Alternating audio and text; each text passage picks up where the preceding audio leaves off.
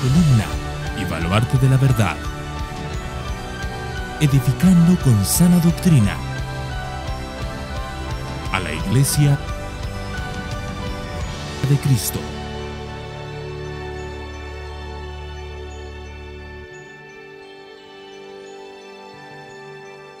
Vamos entonces a seguir con nuestro estudio en el libro de Hebreos. Y vamos a ir al capítulo 9.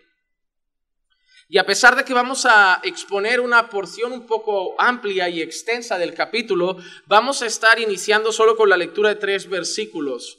Hebreos capítulo 9 y los versículos 8 al versículo 10 son los versículos que vamos a usar simplemente como lectura inicial y luego estaremos exponiendo más desde el principio. Hebreos capítulo 9 versículos 8 al 10 dice así la palabra del Señor: queriendo el Espíritu Santo dar a entender esto, que el camino al lugar santísimo aún no había sido revelado, en tanto que el primer tabernáculo permaneciera en pie, lo cual es un símbolo para el tiempo presente, según el cual se presentan ofrendas y sacrificios que no pueden hacer perfecto en su conciencia al que practica ese culto, puesto que tienen que ver solo con comidas y bebidas y diversas abluciones y ordenanzas para el cuerpo, impuestas hasta el tiempo de reformar las cosas. Vamos a orar, hermanos, para que el Señor pueda bendecir su palabra. Padre, te damos muchas gracias porque podemos venir ante tu palabra y podemos entenderla, Señor. Señor, estoy convencido de que estas mismas palabras hace muchos años, cuando no te conocíamos, parecerían absurdas y ni siquiera conseguiríamos entender nada en ellas. Pero, Señor, tú nos diste tu Santo Espíritu, aquel que nos guía en toda la verdad, aquel que inspiró tu palabra. Y es el que ha permitido que hoy, siendo tu pueblo, sellados por tu Espíritu Santo, podamos venir ante tu palabra y no solamente leerla, sino comprenderla, porque tú eres un Dios que se ha revelado, Señor, y quiere que lo conozcamos. Y es lo que te pido, Señor, en esta tarde, que a pesar de estar delante de un texto que pueda parecer un poco complicado, tú nos permitas conocerte, conocer lo que has querido revelar. Y por eso, Señor, te pido, Señor, de todo corazón, como pastor de esta iglesia, que puedas usarme como instrumento en tus manos. Que puedas, Señor, transmitir tu palabra de una manera clara, de una manera sencilla, Señor, para que pueda ser comprensible para tus hijos en esta tarde. Y te pido que me ayudes a ser fiel, Señor. No me permites moverme ni a derecha ni a izquierda, a poner aquí mis pensamientos o mis ideas, sino simplemente decir lo que dice el texto y explicar lo que tú has dicho. Y así, Señor, seremos edificados. Y es lo que te pido, Señor. Edifica a tu iglesia esta tarde como lo haces siempre que nos reunimos. Y te lo pido en el nombre de Jesús. Amén, amén y amén. Hermanos, me llena de alegría poder estar nuevamente retomando los estudios, tanto en el libro de Hebreos como el jueves en la primera carta de Juan. Recordando un poquito lo que estábamos viendo, el libro de Hebreos tenía un autor anónimo, pero tenía una claridad en cuanto al destinatario muy evidente. Se trataba de cristianos, hermanos que habían conocido el Evangelio, habrían creído en Cristo, habían creído la verdad. Y después de haber creído el Evangelio, esos creyentes ahora estaban siendo presionados por compatriotas de antes. Ellos venían del judaísmo y estaban siendo presionados quizá por parientes, por hermanos de sangre a lo mejor que todavía seguían en el judaísmo, o personas que los recordaban de cuando practicaban el judaísmo, lo seguían practicando y a lo mejor querían que volvieran hacia allá. Y les estaban presionando y les estaban insistiendo para volver al judaísmo, para volver a sus raíces judaicas. Y el autor de los Hebreos se encarga de volver a mostrarle a estos hermanos que lo de antes no tiene nada que ver con lo que ahora están viviendo. Que Cristo era mucho mayor, que todo apuntaba a Jesús, que todo era sombras que apuntaban a Cristo. Y es ahí donde el autor empieza a exaltar a Cristo sobre todas las cosas y a ponerlo incluso por encima de cosas muy importantes en un contexto judío. El autor empieza a poner a Cristo por encima de los ángeles. El autor empieza a poner a Cristo por encima de Moisés. El autor empieza a poner a Cristo por encima de Aarón, del sumo sacerdote. Entonces, cosas que para un judío de la época eran muy importantes. Moisés y la ley. Su sumo sacerdote, el que realizaba los sacrificios ante Dios por ellos, los ángeles del Señor. Y el autor les está diciendo, Cristo es mayor, Cristo es más glorioso, Cristo es más grande, Cristo es más efectivo, Cristo es la meta final de todas las cosas y hacia donde todo apuntaba. Tenéis lo grande, lo glorioso, lo bueno, lo puro, lo perfecto. No volváis a lo imperfecto, no volváis a lo de atrás. Vimos cómo les habló de un nuevo pacto. Un mejor pacto con mejores promesas. Y les estaba diciendo exactamente eso. Había un antiguo pacto, había un viejo pacto, pero ahora se nos ha dado un nuevo pacto, un mejor pacto con un mejor mediador, con mejores promesas. El autor lo que quiere es que tengan claro que caminar con Cristo es lo mejor que pueden hacer y que volver atrás sería el peor de sus errores. Entonces nos encontramos en ese punto. Exaltando a Cristo, poniendo a Cristo sobre todas las cosas. Y yo quiero, antes de que entremos en Hebreos 9, saber de dónde partimos, saber cuál es el tema central que está siendo tratado.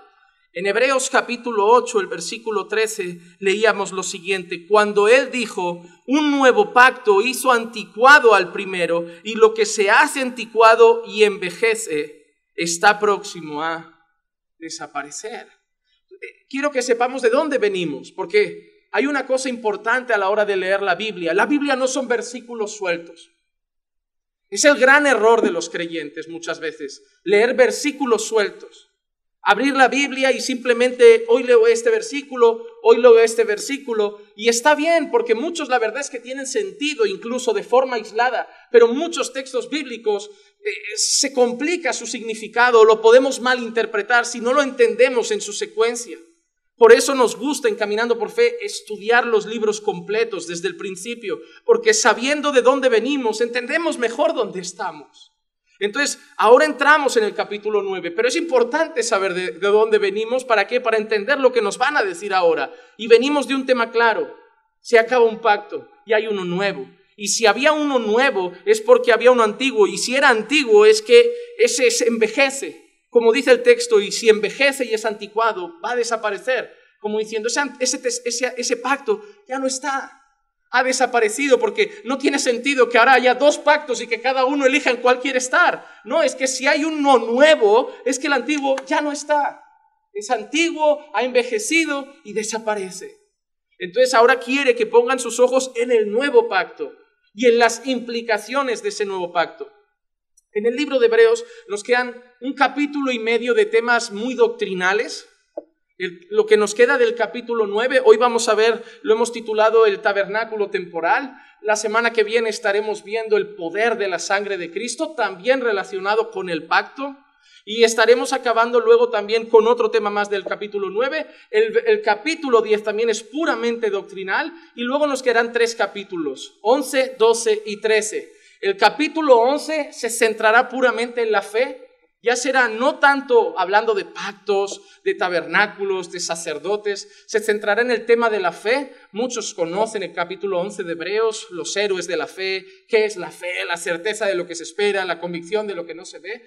El capítulo 11 se centrará en la fe, y el capítulo 12 y 13 son muy prácticos. Incluso en algunas Biblias el subtítulo que tienen por ahí es deberes cristianos, perseverar en la carrera, y esos nos servirán mucho en la vida cristiana. Y es interesante lo que he dicho de que tenemos que leer la Biblia como secuencia.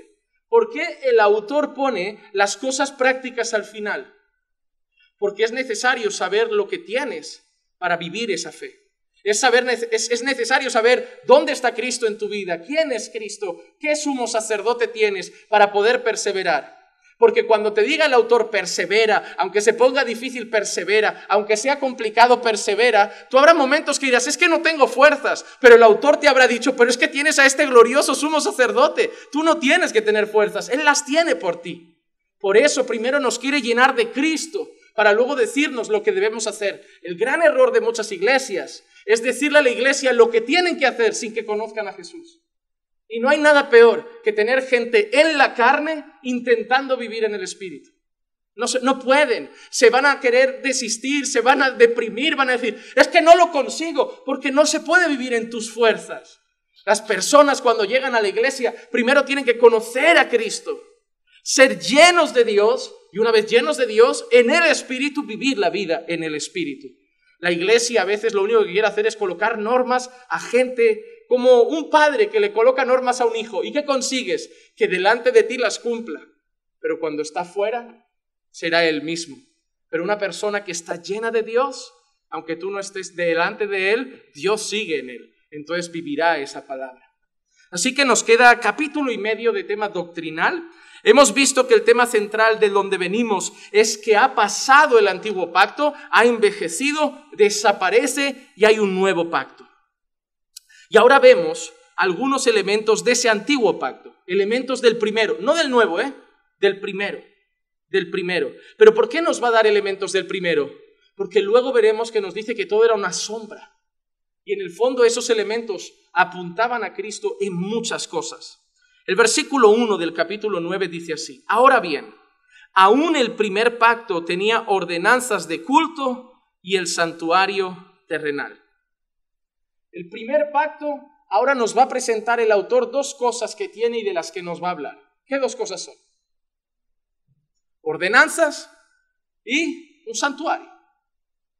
Un lugar de culto, un santuario, un lugar de culto y ordenanzas. ¿Qué son ordenanzas? ¿Qué entiende usted por ordenanzas?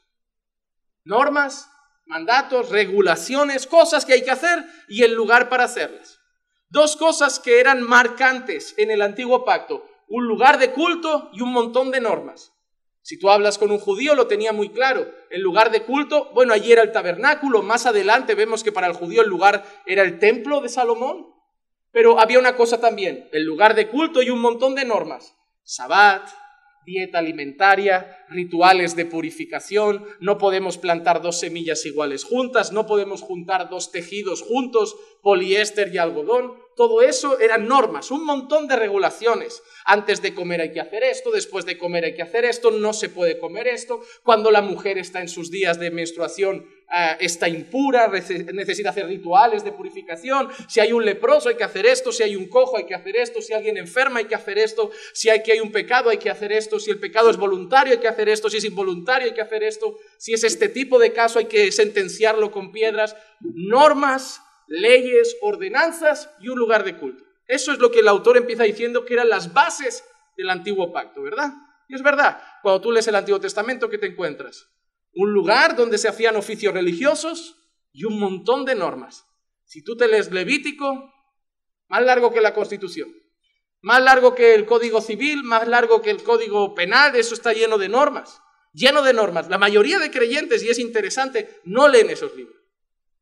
Yo conozco un montón de cristianos que no han leído Deuteronomio entero, Levítico entero, Números entero, porque cuando empiezan a ver esas normas, su cabeza lo único que les dice es: esto es viejo, esto no es nuestro, ¿para qué lo voy a leer si yo ya no vivo de esta manera? Gran error, hermano. ¿Por qué le digo a la gente, toda la palabra es inspirada por Dios, pero Levítico no es para mí? Toda la palabra es inspirada por Dios, pero las genealogías estas de fulano engendró, eso no es para mí. Para mí son los evangelios. Para mí es la parábola del hijo pródigo, para cuando me pierdo y vuelvo a casa. Para mí es lo de todo lo puedo en Cristo que me fortalece. Levítico es para que lo lea un judío. Entonces, ¿para qué lo tenemos en la Biblia los cristianos? Esa palabra es inspirada por Dios y es útil para redarguir, para instruir. Hermano, conoce la Biblia al completo. No conozcas las partes fáciles, no conozcas las partes ligeras de leer. Ay, no me gusta mucho leer, ¿por qué empiezo a leer? Lee los Salmos, lee Proverbios, que son un montón de consejos. ¿Por qué nunca le decís a la gente, lee Levítico? Ay, pastor, es que es pesado. Hermano, a mí me da reparo llamarle a la palabra de Dios pesada. No sé, las matemáticas tampoco eran muy ligeras, pero me van bien para saber cuándo me dan el cambio bien o me lo dan mal. La palabra de Dios tiene cosas, hay una cosa que deben entender. La palabra de Dios no te debe gustar, la palabra de Dios no te debe entretener, la palabra de Dios no te debe divertir. Esto no es un cómic. Esto no es un libro que leo como quien se lee, no sé, las Crónicas de Narnia. Está muy bien, C.S. Lewis tiene mucha creatividad, mete el Evangelio en una historia de fantasía preciosa, pero esto no son las Crónicas de Narnia. No, a mí me gusta leer El progreso del peregrino, está bien, una gran historia, me encanta el libro, mucho más que la película. Esto no está para divertirnos. Esto es el manual a través del cual Dios se ha revelado, quiere que lo conozca y quiere que sepa cómo quiere que viva. No espero que me divierta, espero que me instruya, que me edifique, que me corrija. Así que no lo leo para divertirme. Yo no me río a carcajadas cuando leo que un hombre cogió a una señora, la cortó en trocitos y la fue repartiendo por el mundo. No me río a carcajadas cuando me encuentro un pueblo que se lo traga el desierto. No me río a carcajadas cuando unas naciones son consumidas por fuego y azufre. No me río a carcajadas cuando el pecado abomina tanto al Señor que manda un diluvio que extermina casi toda la humanidad. No me río a carcajadas y no me lo tomo como historias de fantasía. Veo a un Dios santo. Entonces, cuando vamos a la Biblia, no hay que leer solo las partes que nos gustan. Hay que leer toda la palabra. Y en toda Dios habla. En toda Dios habla. Y hoy lo va a hacer también. Así que el primer culto tenía ordenanzas y un santuario terrenal.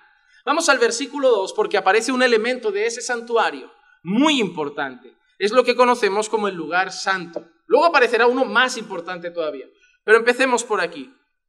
El versículo 2 dice, porque había un tabernáculo preparado en la parte anterior, en el cual estaban, y nos dan unos elementos que estaban en ese lugar, un candelabro, la mesa y los panes consagrados.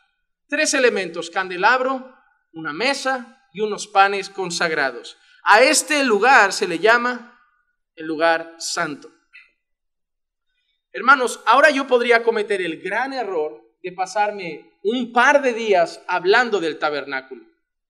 Pero sería un error porque hay muy buenos libros donde tú puedes estudiar sobre el tabernáculo a fondo, sobre cada tela, cada viga, cada elemento. Incluso, ahora veremos algunos por encima, pero libros que se centran de ver cómo cada elemento representa a Jesús. Pero en este texto no es el trabajo. Este texto no es el trabajo. ¿Cuál es el tema central del que venimos? ¿Cuál es el tema central del que venimos? Un antiguo pacto que está a punto de desaparecer. Y ahora nos está hablando de ese antiguo pacto que está a punto de desaparecer. No creo que el tema central sea centraos en ese antiguo pacto, centraos en ese tabernáculo y quedaos hablando de él. Es más, luego veremos, como el propio autor dice, pero no hablaremos mucho en detalle de esto, porque para él no es el tema central.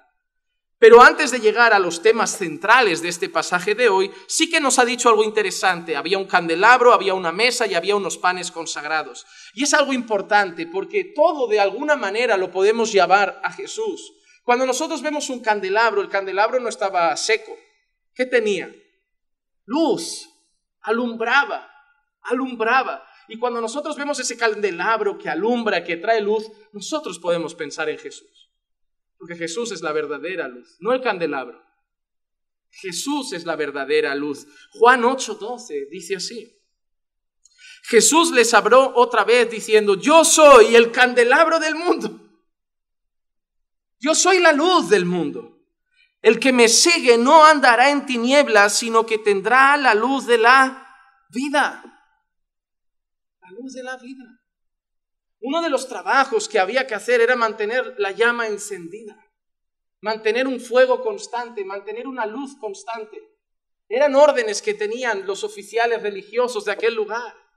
Pero hermano, qué interesante, que ahora nosotros no tenemos que ir a un sitio, a un candelabro, los sacerdotes ir a un candelabro y estar manteniendo con aceite o con según qué elementos un poco de fuego constantemente encendido, porque esa luz era muy pequeña comparada con la verdadera luz que teníamos que esperar. Así como ese lugar y ese tabernáculo era muy pequeño con el tabernáculo que esperábamos, que era Cristo mismo, ese candelabro era muy pequeño con la luz que verdaderamente esperábamos, la luz del mundo. Ese candelabro alumbraba tan poquito comparado con lo que alumbra Cristo. Y todo lo tenemos que ver de esa manera. Esos elementos para un judío pueden ser tan sagrados, tan importantes. ¡Wow! El candelabro, la luz, el menorá. Pero luego tú piensas, esa luz no es nada comparada con la luz que yo tengo. Yo tengo a Cristo, una luz más gloriosa y una luz que no necesita que la estemos encendiendo porque Él no deja de brillar y Él no se apaga. Y tenemos que entender eso. Nuestro tabernáculo es más glorioso y nuestro candelabro es más glorioso.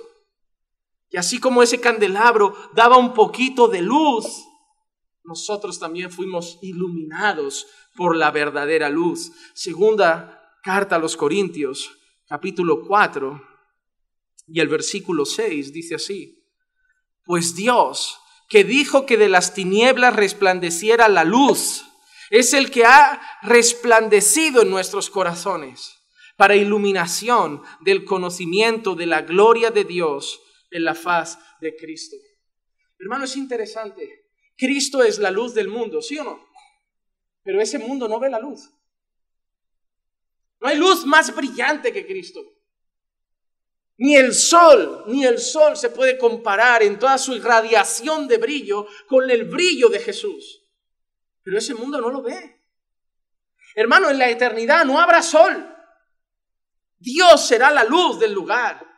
¿Tú sabes lo que significa eso? Que no habrá sol. Que Dios mismo será nuestra luz. Que Dios mismo será lo que mantendrá el lugar claro, iluminado. La propia luz de Dios. Pues nuestro Dios es así de luminoso, pero el mundo ve esa luz. Tú y yo tampoco. Tú y yo tampoco. Por eso Pablo dice que fue Dios el que de las tinieblas hizo que resplandeciera la luz y que ha resplandecido en nuestros corazones para iluminar nuestro conocimiento de la gloria de Dios en la faz de Cristo. Hermano, tú no has visto la luz porque tú un día levantaste la mirada y la viste. Dios hizo que esa luz resplandeciera ante ti. Hermano, la vida del creyente debe ser constantemente de gratitud, porque no somos más listos, ni más buenos, ni más sabios, ni más inteligentes que los que no han visto a Jesús. Es que nosotros hemos sido iluminados y debemos dar gracias. Nuestro corazón estaba en tinieblas, estaba oscuro, estaba apagado y nosotros no podíamos ver, estábamos ciegos igual, pero el Señor hizo que resplandeciera Cristo, que pudiéramos ver su gloria. Un día escuchamos el Evangelio y ese día salieron los tapones de los oídos, salieron las escamas de nuestros ojos y dijimos, ¿cómo no he podido verlo? Tuvo que hacer una obra Dios. Por eso cuando evangelices, cuando prediques a cualquier persona, ora, hermano. Porque no se trata de tus palabras, se trata de que Dios haga que resplandezca su luz en sus corazones. Cuando vayas a hablar a tu familia, a tus seres queridos, a tus amigos en la calle, aunque sea por dentro en tu corazón, ruégale a Dios, Señor, haz que se encienda la luz en ellos como se encendió en mí, haz que puedan ver, porque si no mis palabras le van a sonar a nada, como me sonaban a mí también. Pero así como me hiciste ver a mí, que ellos puedan ver tu luz, mucho mayor que la de un candelabro, y una luz que ya no se apaga. Hermano, nosotros nunca más estaremos en tinieblas.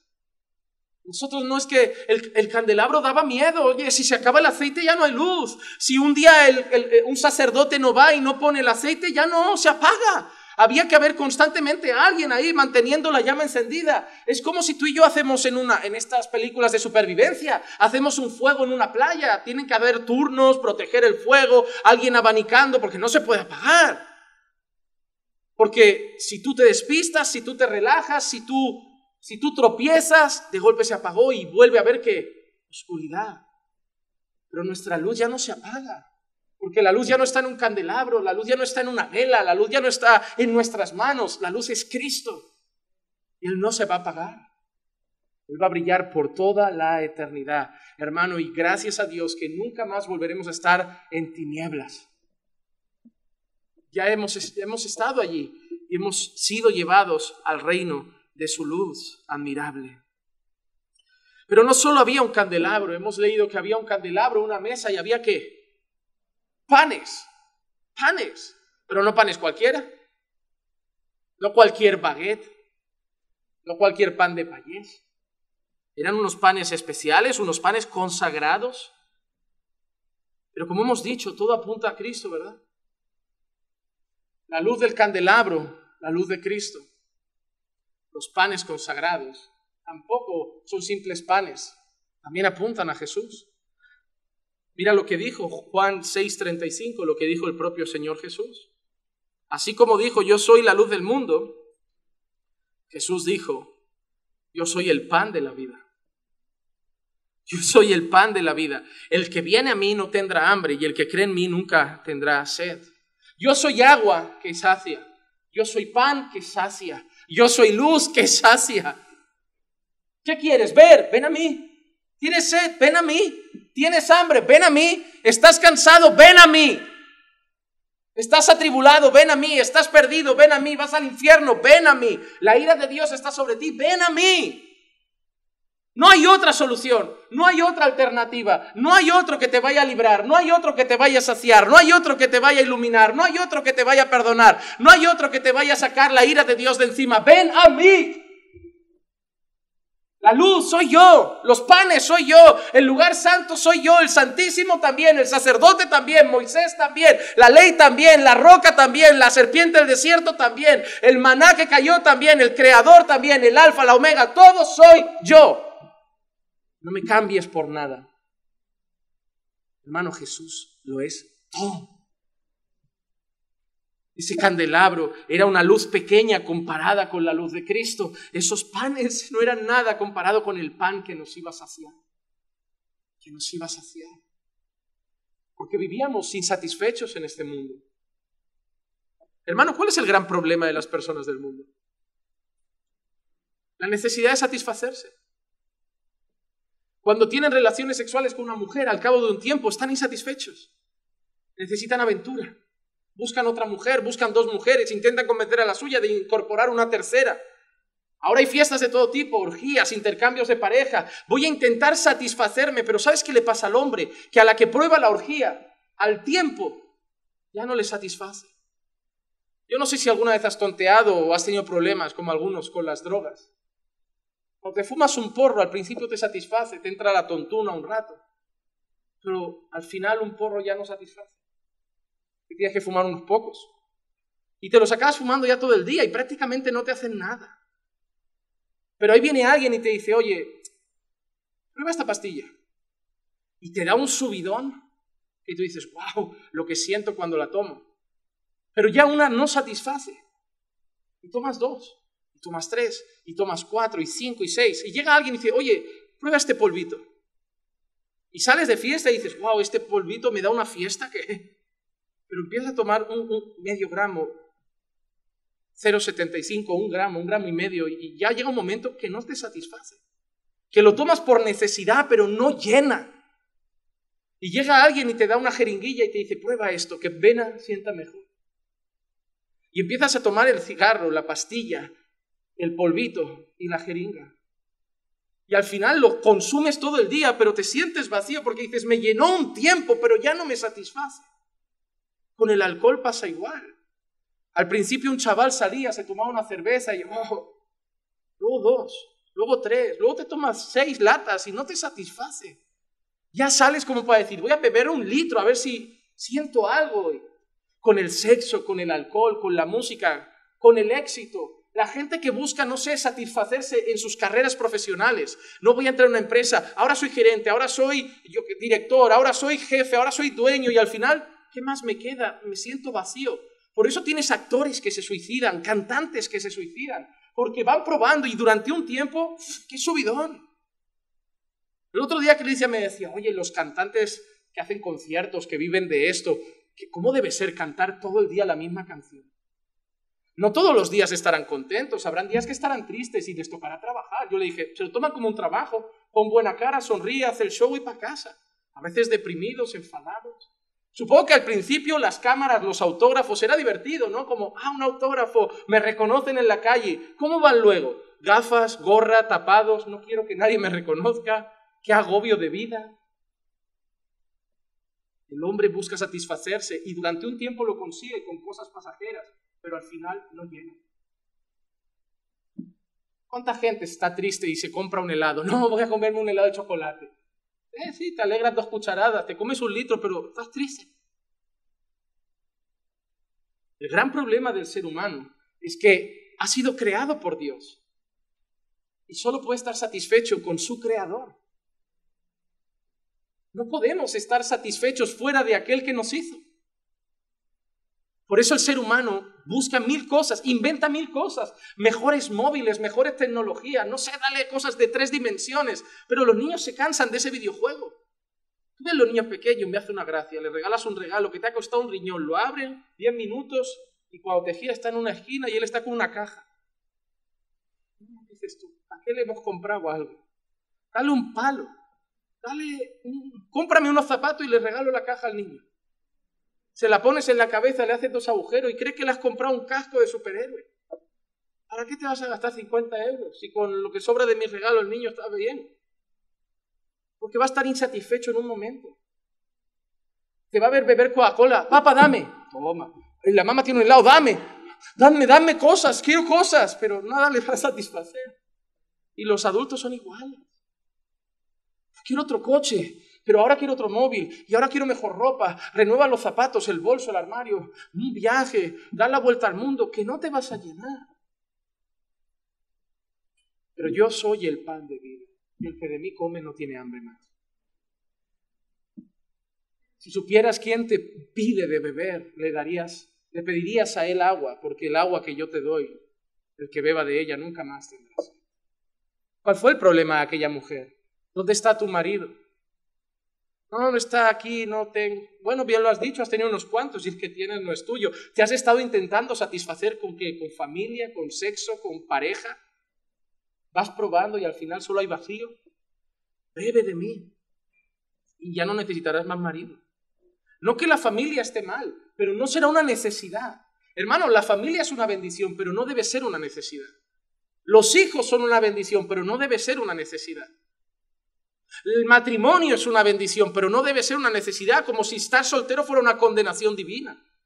¿Cuándo te vas a casar? ¿Cómo sigues soltero? Oye, estoy feliz. Yo os veo a vosotros yendo a hacer terapia con el pastor, tirándoos de los pelos. ¿Qué prisa tienes de que yo también me pelee con alguien?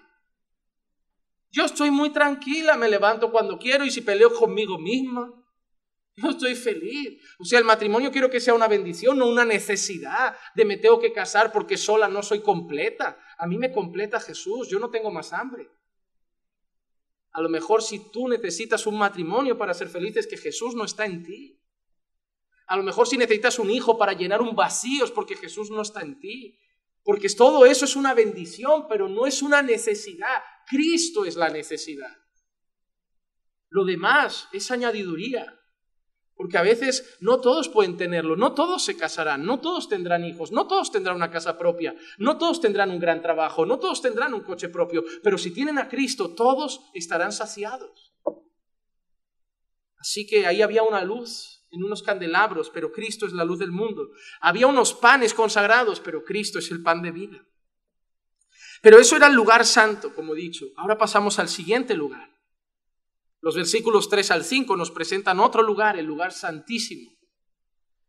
Y detrás del segundo velo había un tabernáculo llamado el lugar santísimo, el cual tenía el altar de oro del incienso y el arca del pacto cubierta toda de oro, en la cual había una urna de oro que contenía maná y la vara de Aarón que retoñó y las tablas del pacto, y sobre ella estaban los querubines de gloria que daban sombra al propiciatorio. Y mira lo que dice ahora el autor, esto es lo interesante.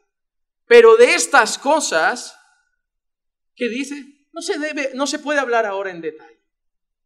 Ese no se puede, no es un no se puede de que esté prohibido. Ese no se puede, no es un no se puede de que yo no soy capaz. Claro que el autor podía hablar de esas cosas. Ese no se puede, lo que dice es, esas cosas no son el tema. O sea, sí, podíamos hablar de lo que había, del maná, la vara que retoñó, y ahora podíamos ir al Antiguo Testamento y ver cómo pasó lo de la vara, que pusieron todos los jefes o los príncipes su vara, y la que floreció fue la vara de Aarón, y ver toda la historia, pero el autor está diciendo, pero no es el tema. No os vayáis ahora al Antiguo Testamento a ver la historia de la vara, porque no es el tema. Está bien saberlo, Nos está dando algunos detalles, pero el tema no es la vara de Aarón, el tema no es el maná, el tema no es los querubines, el tema no es que todo estaba cubierto de oro. No es el tema. El tema sigue siendo ¿cuál? Un pacto se va, otro llega, Cristo está ahí. Mirad a Jesús en el candelabro, mirad a Jesús en los panes.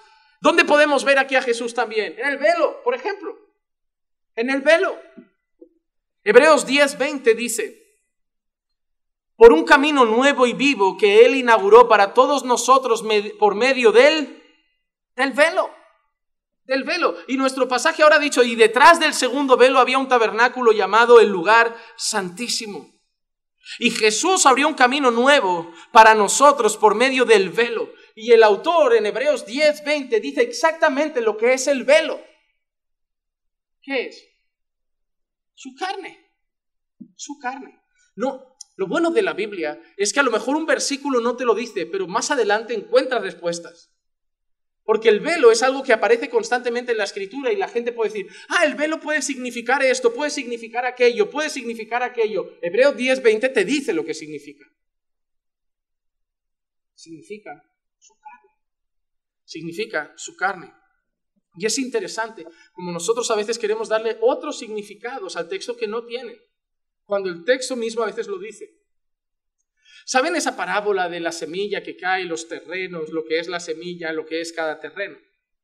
Yo vi una predicación de un hombre argentino aquí en España, en Badalona concretamente, hace un tiempo, y ese hombre predicó ese pasaje. Un pasaje donde Jesús dice que es la semilla, donde Jesús dice que es cada suelo, donde no hay que hacer mucho trabajo exegético y de interpretación, porque Jesús te dice la interpretación. Pues él no, él trajo otra. La semilla era otra cosa, el suelo era otra cosa, y yo dije, y lo que nos dijo al final, porque supongo que todo el mundo en la sala, todo el mundo que vio ese vídeo pensaría lo que yo estaba pensando, al final dijo, y yo sé que el texto dice una cosa, pero lo que el ojo no vio, lo que el oído no escuchó, lo que no ha subido al corazón del hombre, es lo que Dios tiene para aquellos que le aman. Y yo pensando, ole tus narices. Ole tus narices, te has inventado algo y la manera de justificarlo es que a ti te lo ha revelado Dios porque te ama. Cuando ese texto exactamente, lo que el ojo no vio, lo que el oído no escuchó y lo que no ha subido al corazón del hombre, ni siquiera significa que Dios va revelando algunas otras cosas. Porque no podemos usar ese texto y decir, no, como yo amo a Dios, Dios a mí me revela cosas que nadie ha visto, que nadie ha oído y me las ha puesto a mí en el corazón. No quiere decir eso. Y es peligroso. Así que el velo representa su carne. Lo que daba acceso al lugar santísimo, donde estaba la misma gloriosa y bendita presencia de Dios. Lo que daba acceso a la presencia del Padre, lo que daba acceso al Padre directamente, y lo que separaba era el velo. Para pasar a la presencia del Padre había que atravesar el velo. Y para que tú y yo pasáramos a la presencia de Dios, para que tú y yo pudiéramos hablar con Dios, para que tú y yo pudiéramos comunicarnos con Dios, Él tuvo que partir su carne. Él tuvo que rasgar el velo. Mateo 27:51. Y aquí el velo del templo se rasgó en dos, de arriba abajo, y la tierra tembló y las rocas se partieron. Y hermano, qué maravilloso es esto. Qué maravilloso es comenzar a entender que en ese lugar de la presencia santísima de Dios no entraba todo el mundo. ¿Quién entraba? Solo el sumo sacerdote. Y hermano, es interesante cómo tenía que entrar. ¿Limpio o sucio?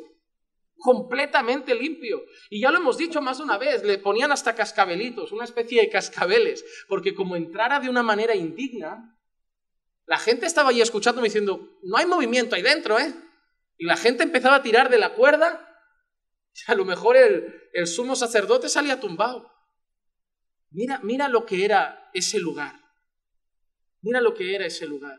¿Y ahora qué pasa? El sumo sacerdote tenía que estar completamente puro y atravesar el velo para encontrarse con la presencia del Padre. Para encontrarse con la presencia de Dios. Voy a decirte dos cosas. Ya no hay velo. Tú y yo no tenemos tabernáculo, igual que ellos. No tenemos el templo de Salomón. ¿Cómo entramos a la presencia de Dios entonces? Solamente a través de Cristo. Segunda cosa que te digo. Dios sigue siendo santo. Y a su presencia no se entra de cualquier manera. Hermanos, hay unas cosas que debemos entender.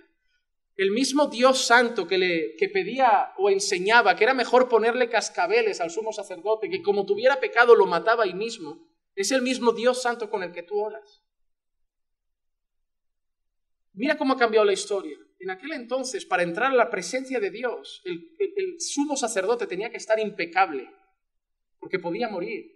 Hoy la gente es capaz de orar en calzoncillos, como si nada. Yo no lo quiero llevar al extremo de la religiosidad, de que tengamos que llevar una túnica muy grande. Pero hermano, hay mucha irreverencia delante de Dios. Se nos olvida delante de quién estamos. Es como decir, si a mí me cita el juez de aquí, yo no voy en calzoncillos. No voy en chanclas. Yo no digo que no puedas ir en chanclas para orar con Dios, pero yo quiero que cada vez que vayas a orar con Dios, no se te olvide con quién hablas. Estás hablando con el que fulminaba sacerdotes si estaban en pecado. Estás hablando con el que le dijo a Moisés, oye, quítate el zapato, que donde entras ahora es tierra santa. No por la zarza ni por la tierra, porque estoy yo, y yo soy santo, y no puedes entrar aquí de cualquier manera, y vas con los pies sucios. Era eso, es el mismo Dios. Y ahora nosotros hablamos con Él de cualquier manera, papito. ¿Papito? ¿Papito? No es tu colega, no es tu... Llámale papito a tu novio si quieres. Llámale papito a tu marido. No, papi, como te dé la gana, pero a Dios no le llames papito. Y no me vengas con la historia de es que yo le tengo cariño. Es que yo también le tengo cariño. Es que no me sale esa palabra de cara a Dios. Cariño le tengo a un gato. Cariño le tengo al perro. Y cariño le tengo a algunos hermanos que todavía no les tengo mucho amor. Pero decir que a Dios le tengo cariño es como si lo abrazara. Como si le acariciara el pelo. Mira, yo a Dios le tengo amor, muchísimo. A Dios le tengo, pero un amor no como el que le tengo a mi mujer, ni como el que le tengo a mis hermanos, ni como el que le tengo a mis padres. Porque es Dios. Es un amor lleno de respeto, de reverencia, de temor, de honra, de admiración, de veneración, de adoración, de exaltación. Yo amo a mi esposa, pero no me inclino ante ella. Pero el amor que le tengo a Él me lleva a inclinarme, a postrarme, a rogarle, a suplicarle. Él es Dios, es el creador del universo. Pero es que la Biblia dice que ahora Dios es Padre, es Abba, pero Abba no es papito. Miren, antiguamente en España a los padres no se les llamaba papa, se les solía llamar padre. Se les trataba de usted. La palabra Abba es eso. Es cuando te diriges a tu padre, pero con muchísimo respeto.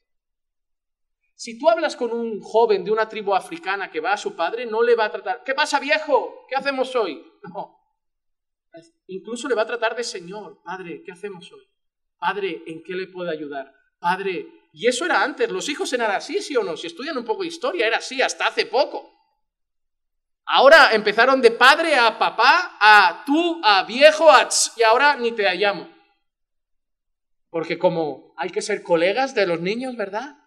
Tenemos que ser amigos de nuestros hijos, pues tu hijo te trata como un amigo, sin respeto alguno, y cuando le interesas bien y cuando no, puerta, y me busco otro. Pero es que tú no eres amigo de tu hijo, tú eres su padre. Pero Jesús nos llamó amigos. Bueno, sois mis amigos si hacéis lo que yo os digo, si no, no. Es una amistad. Es que cuando Jesús llama amigo es diferente. Es un amigo que va a hacer lo que yo quiero, es un amigo que obedece, es un amigo siervo. Hermanos, cuando vayas a orar, no se te olvide quién es Dios. Ámalo, ten confianza, tienes acceso libre al trono de la gracia, pero no tengas irreverencia. Por eso hay gente orando en una iglesia y la gente anda, porque se les olvida quién es Dios. Porque se creen que no saben ya lo que es orar, no saben lo que pasa. Hermano, el problema es que tú no sabes lo que pasa mientras se ora. Como tú solo ves gente en silencio y silencio en la sala, no sabes lo que pasa. Pero mientras se ora, el cielo escucha. Que nunca se te olvide. Yo creo que la gente no medita en lo que es la oración. Cuando yo oro, Dios escucha, ¿sabías? Es un momento tan especial para mí. El creador del universo me está oyendo. Los ángeles son testigos de mis oraciones. El cielo está escuchando mi clamor.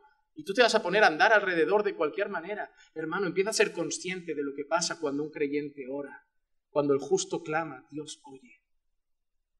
Se te tendría que poner la piel de gallina sabiendo que cuando te arrodillas el Señor inclina su oído. El Dios que crea todas las cosas y el Dios que todo lo puede, te escucha. Hermano, eso es tremendo. Eso es tremendo. Si te gusta que te dé atención tu marido, tu esposa o tus hijos, imagínate saber que te está dando atención Dios mismo. Pero para entrar a su presencia, como he dicho, había que atravesar el velo. Y solo Cristo, con su cuerpo partido, nos pudo conceder eso. Pero la segunda cosa que he dicho, había que entrar limpio. Y tú y yo no somos limpios. Hermano, ¿por qué tú y yo no morimos cuando entramos en la presencia de Dios? ¿Por qué tú y yo no morimos? Si tuviéramos hoy cascabeles y fuéramos a orar, saldríamos arrastrados todos. Porque hemos sido lavados por la sangre del Cordero. Ahora cuando tú y yo vamos a la presencia de Dios y el Señor ve, dice, el velo fue mi hijo y su sangre los lavó. Ahora pueden venir cuando quieran, porque están limpios por la sangre de mi Hijo amado, sangre de la que hablaremos la semana que viene. Otra de las cosas que aparece en este escenario, en el lugar santísimo, era el incienso. Era el incienso. El incienso en la Biblia aparece en muchas ocasiones, pero la palabra incienso hay que tener en cuenta que la gran mayoría de veces está vinculada a adoración. El incienso lo vas a encontrar relacionado muchas veces con palabras como oración, oraciones que suben como incienso. Nosotros a veces vemos que nuestros cánticos, nuestra adoración sube como olor fragante al Señor. Al final el incienso es una constante adoración. El incienso representa la adoración a Dios y Cristo es nuestra constante adoración al Señor. Lo que nos permite ser como un aroma fragante ante el Señor constantemente. Hebreos 7:25 dice así: por lo cual Él también es poderoso para salvar para siempre a los que por medio de Él se acercan a Dios, puesto que vive perpetuamente para interceder por ellos. El Señor Jesús está todo el tiempo en una actitud de oración, de intercesión, de ruego. Es un incienso constante. Permite que podamos entrar delante del Dios, delante de su presencia, porque Él ruega por nosotros siempre. Cada vez que tú fallas, porque fallas, Jesús está a la diestra del Padre, enseña sus marcas. Es una ilustración, no digo que sea literal, pero enseña sus marcas y le dice al Padre, intercediendo por ti, yo lo he comprado. Yo sé que ha fallado, pero yo he pagado por él una vez y para siempre. Pero ha vuelto a fallar, pero yo he pagado. Y yo he perdonado todos sus pecados, este también. Qué maravilloso es saber que Jesús está ahí como un buen incienso, rogando al Padre constantemente por nosotros. Y el lugar santísimo era el lugar de la presencia de Dios. El lugar de la presencia de Dios. Pero qué interesante, una presencia que el pueblo no podía acceder. Y una presencia que incluso el sumo sacerdote no accedía cuando quería. Yo no sé si lo saben, pero el sumo sacerdote no entraba siempre ahí. No era cada día, no era a todas horas. No era un acceso libre y constante a la presencia de Dios. Qué triste, ¿no? Tener que esperar para poder estar en la presencia de Dios. Tener que esperar para poder entrar en la presencia de Dios. Qué triste sería eso. Pero ahora nosotros hemos ganado un verdadero acceso a la verdadera presencia de Dios. Hebreos 9:24, porque Cristo no entró en un lugar santo hecho por manos, una representación del verdadero, sino en el cielo mismo, para presentarse ahora en la presencia de Dios por nosotros. Así como el sumo sacerdote entraba a interceder por el pueblo, Jesús no entró en ese lugar. Jesús fue directamente al cielo, atravesó todo y apareció en la mismísima presencia del Padre para rogar por nosotros. El sumo sacerdote solo podía entrar en la presencia de Dios en el lugar santísimo en la tierra. Cristo fue directo a su presencia ante el trono de Dios, a lo más alto de los cielos. Y ahí se presentó en la presencia de Dios por nosotros, para darnos acceso a la presencia del Padre. ¿Y quién podía entrar al lugar santísimo? Los versículos 6 y 7 ahora nos enseñan que en ese lugar entraba solo el sumo sacerdote. Los sacerdotes podían entrar. Así, preparadas estas cosas, ¿qué cosas? Las que hemos visto, ¿no? El lugar santo, el lugar santísimo, la mesa, los panes, el candelabro, el incienso, todo. Preparadas estas cosas, los sacerdotes entran continuamente al primer tabernáculo para oficiar culto. ¿Dónde entran continuamente?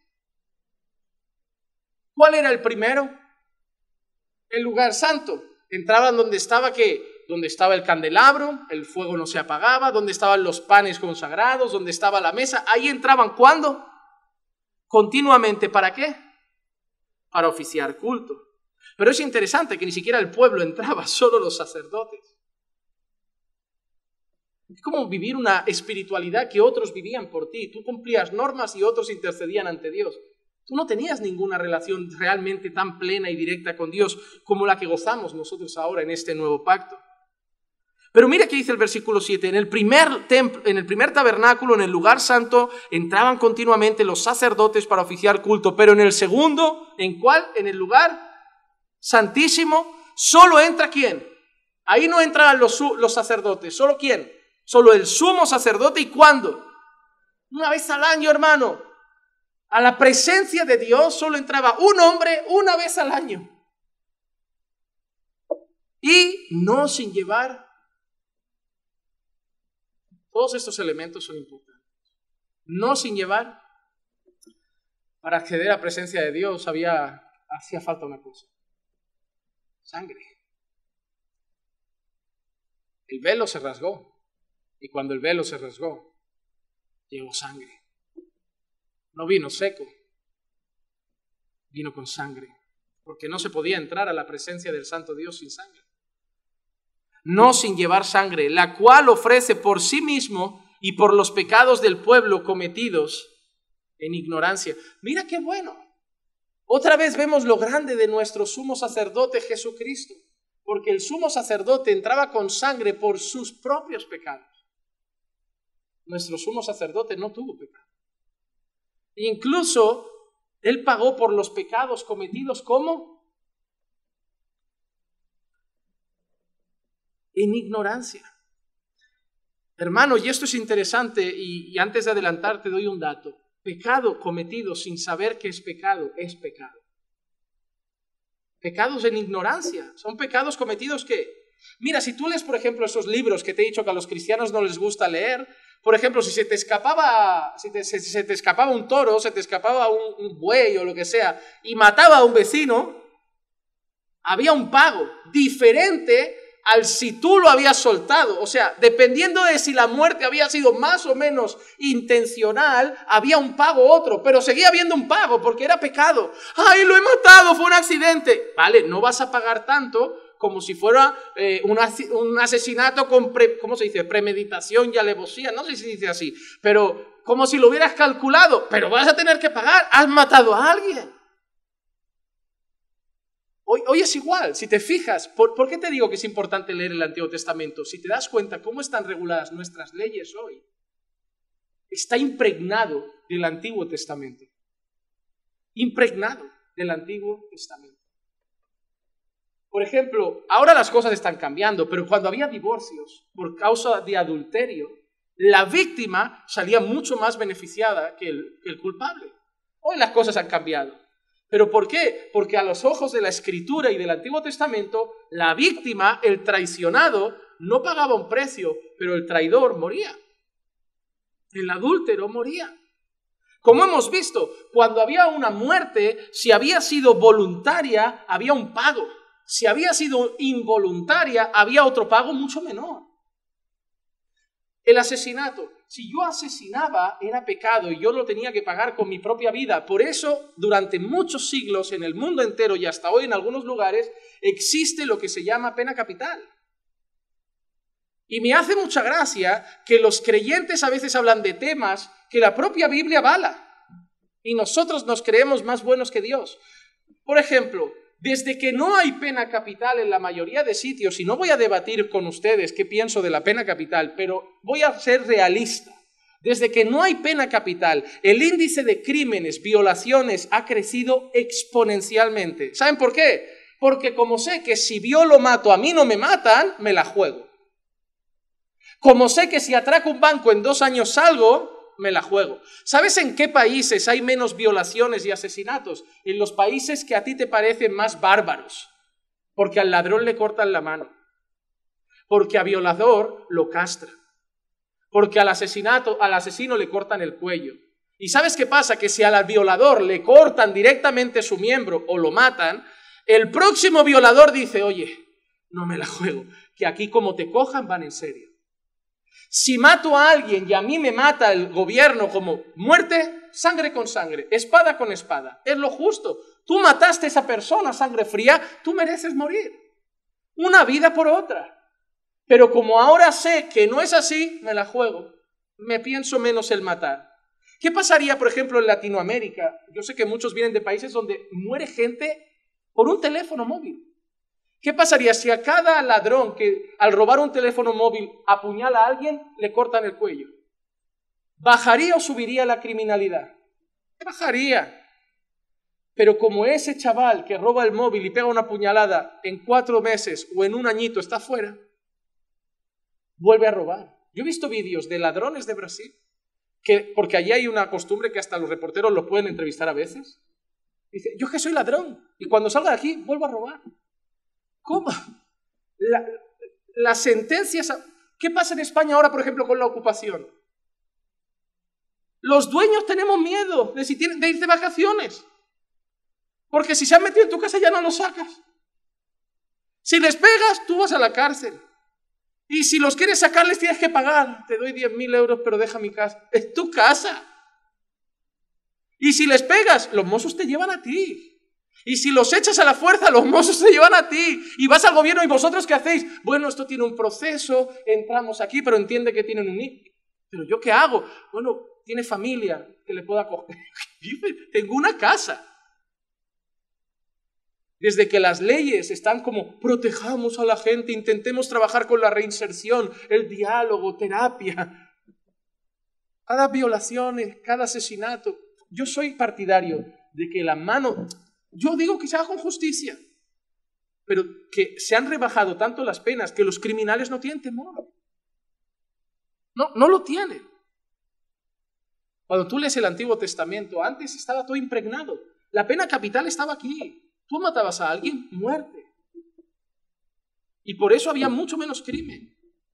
Pero como ahora somos todos tan buenos, no, pobre criminal, ¿qué tiene culpa? Se le fue la cabeza.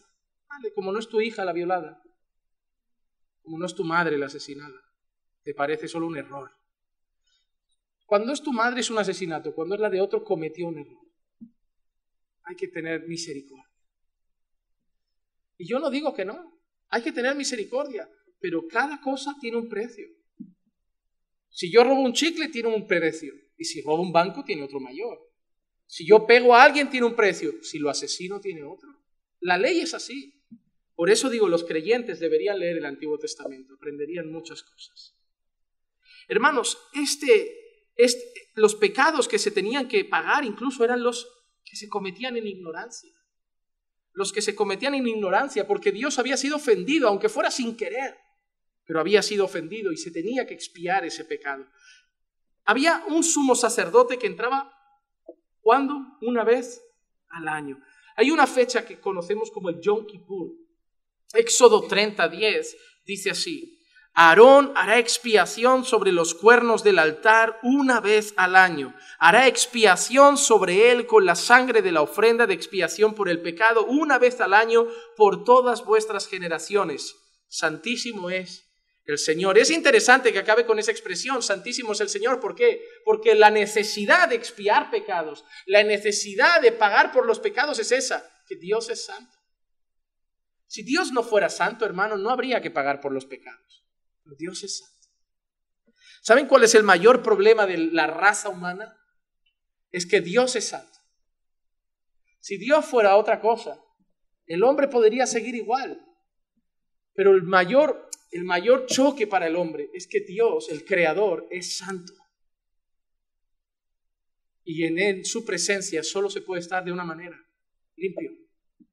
Por eso Él viene a buscar una novia vestida de lino fino. Hermanos, Dios no viene a casarse con una ramera.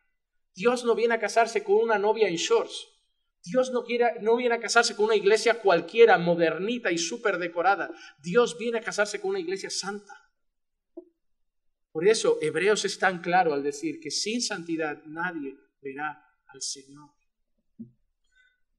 Había un día en el que entraba una vez al año el sumo sacerdote a ofrecer sangre por los pecados de él y del pueblo. Pero nosotros tenemos un Yom Kippur definitivo. Eso el sumo sacerdote lo hacía cada cuánto, una vez al año. Jesús no lo hace una vez al año. Jesús lo hizo una vez y para siempre. Hebreos 6, 19 y 20, la cual tenemos como ancla del alma, una esperanza segura y firme y que penetra hasta detrás del velo, donde Jesús entró por nosotros. ¿Dónde entró? Detrás, al lugar santísimo, donde solo entraba el sumo sacerdote. ¿Cuándo? Una vez al año. Él entró por nosotros detrás del velo como precursor hecho según el orden de Melquisedec, sumo sacerdote para siempre. Jesús entró ahí. Y ofreció no la sangre de un cordero, ofreció su propia sangre.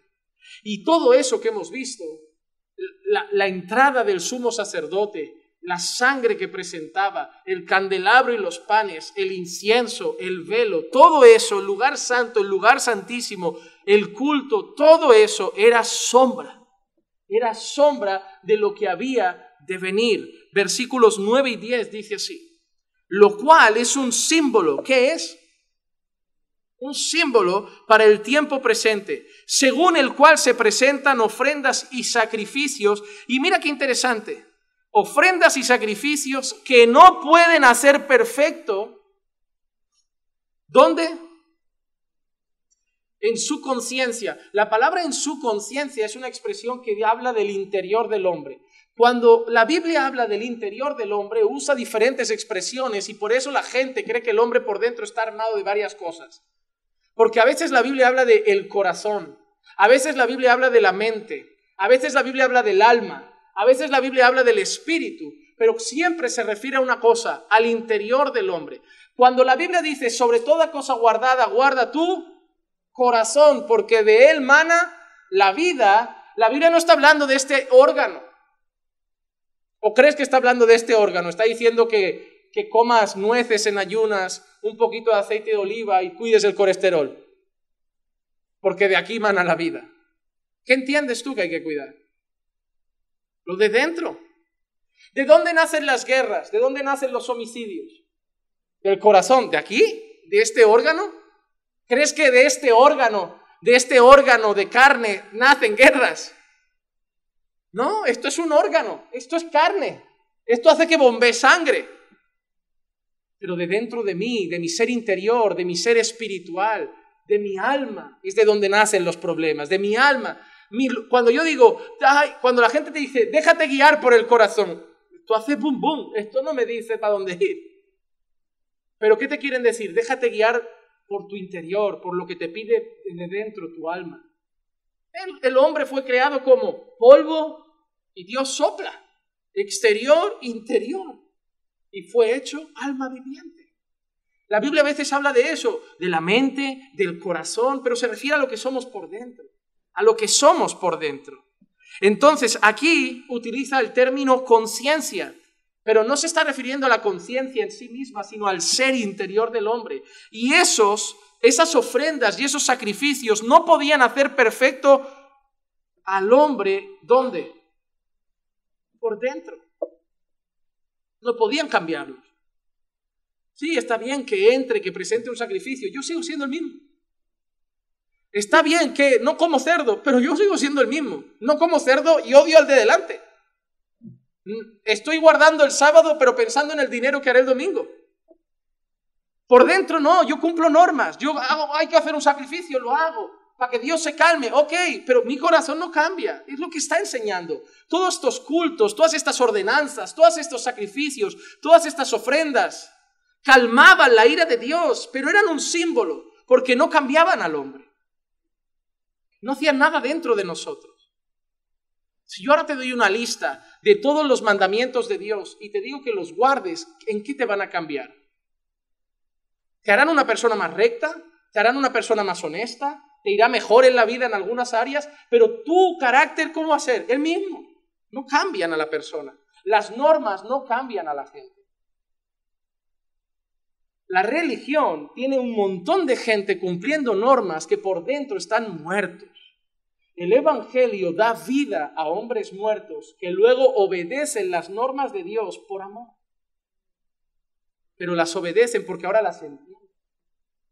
Ahora comprenden que es bueno para ellos.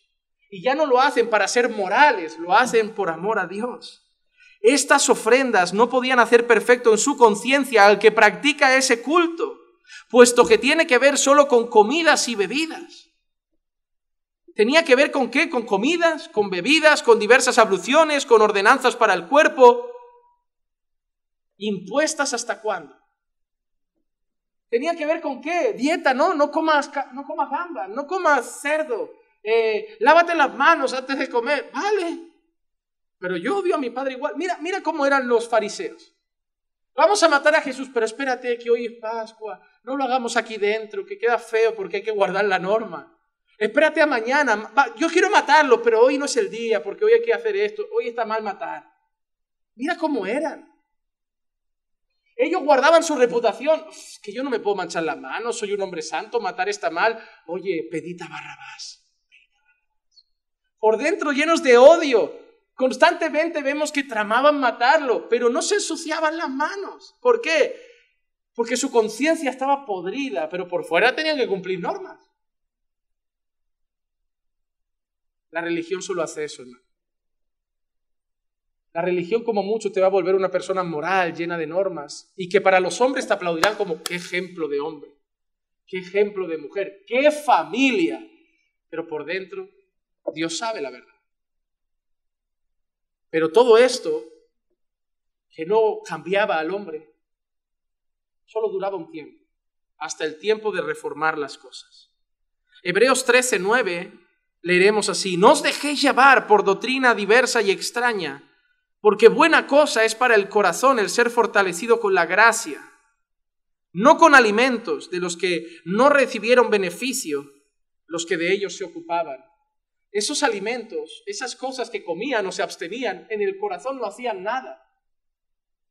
Pero nuestro corazón no ha recibido normas, nuestro corazón ha recibido gracia, el don de Dios, el favor de Dios. Entonces, ese antiguo pacto que tenía el lugar santo, el lugar santísimo, su culto, sus ordenanzas, no cambiaba a nadie, pero solo duró un tiempo, hasta que llegó el tiempo ¿de qué? De reformar las cosas. Y por eso, en vez de el versículo 10, termino con el 8. He hecho un juego raro con los versículos. El versículo 8 nos mostraba que el camino tenía que ser revelado. Versículo 8 dice: queriendo el Espíritu Santo dar a entender esto, que el camino al lugar santísimo aún no había sido revelado. ¿Pero no entraba el sumo sacerdote? ¿Entraba o no entraba? Pero el camino aún no había sido. ¿A qué lugar santísimo? Al de verdad, a la verdadera presencia de Dios. El camino a Dios, el camino que transformaría a los hombres, el camino que los haría perfectos, el camino que cambiaría sus corazones, el camino que transformaría sus conciencias, el camino que les mostraría la verdadera luz, el camino que los saciaría de verdad y el camino que los llevaría verdaderamente a estar en la presencia de Dios, debía ser revelado. Aún no había sido revelado, en tanto que el primer tabernáculo permaneciera en pie. Pero ese camino un día se reveló. ¿Saben cuándo se reveló el camino? Lucas 1:80. Y el niño crecía y se fortalecía en espíritu y vivió en lugares desiertos hasta el día en que apareció en público a Israel. Pasó desapercibido mucho tiempo.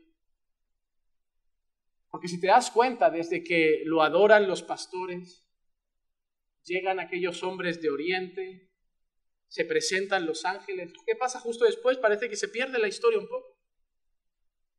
El niño creció, se fortaleció en espíritu, hasta que apareció públicamente en Israel. Ahí el lugar santo iba a cambiar. Ahí el lugar santísimo iba a cambiar.